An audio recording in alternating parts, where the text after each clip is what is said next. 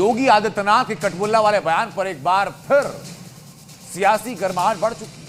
उर्दू भाषा को लेकर के सपा और सीएम योगी के बीच इस टॉपिक के सबसे बड़े खिलाड़ी की एंट्री हो चुकी है। ओवैसी ने कटमुल्ला वाले बयान पर बीजेपी और आरएसएस और योगी को एक एक करके निशाना दिया। वैज्ञानिक बनने से लेकर आजादी की लड़ाई याद दिलाई। कटमुल्ला शब्द पर लेकिन विवाद क्यों छिड़ा है। असदुद्दीन ओवैसी की एंट्री कैसे हुई और इस एंट्री पर जवाब क्या दिया गया, इस रिपोर्ट में देखिए। उसको मौलवी बनाना चाहते हैं, कटमुल्ला पर की ओर देश को ले जाना चाहते हैं, ये नहीं चल सकता।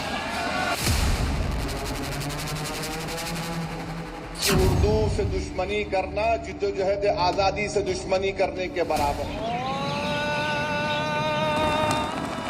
यूपी विधानसभा से शुरू हुए कटमुल्ला विवाद में अब हैदराबादी भाईजान की एंट्री हो चुकी है। हैदराबाद से सांसद असदुद्दीन ओवैसी ने सीएम योगी पर पलटवार किया। एआईएमआईएम की 67वीं रिवाइवल एनिवर्सरी पर एक कार्यक्रम में ओवैसी ने सीएम योगी के कटमुल्ला वाले बयान पर जमकर निशाना साधा।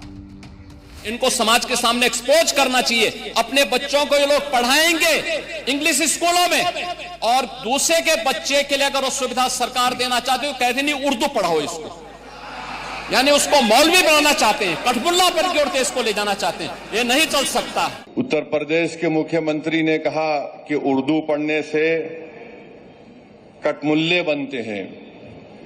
अब उत्तर प्रदेश के मुख्यमंत्री के जो बुजुर्ग थे या जिस आइडियोलॉजी से वो आते हैं, उनके किसी भी शख्स ने इस मुल्क की आजादी में हिस्सा नहीं लिया।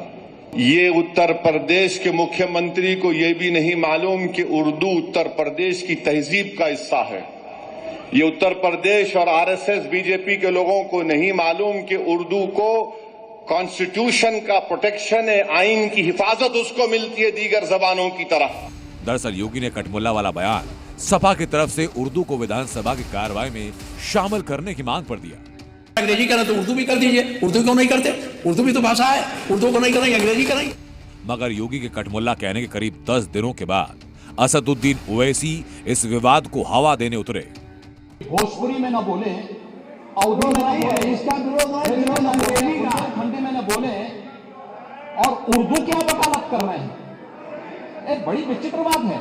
बीजेपी इस देश को, इस वतन को एक जबान, एक मजहब, एक आइडियोलॉजी और एक लीडर के तहत बनाना चाहती है। भारत में हजारों मजहब हैं, कई जबानें हैं, कई हजारों तहजीबें हैं, तभी जाकर भारत बनता है।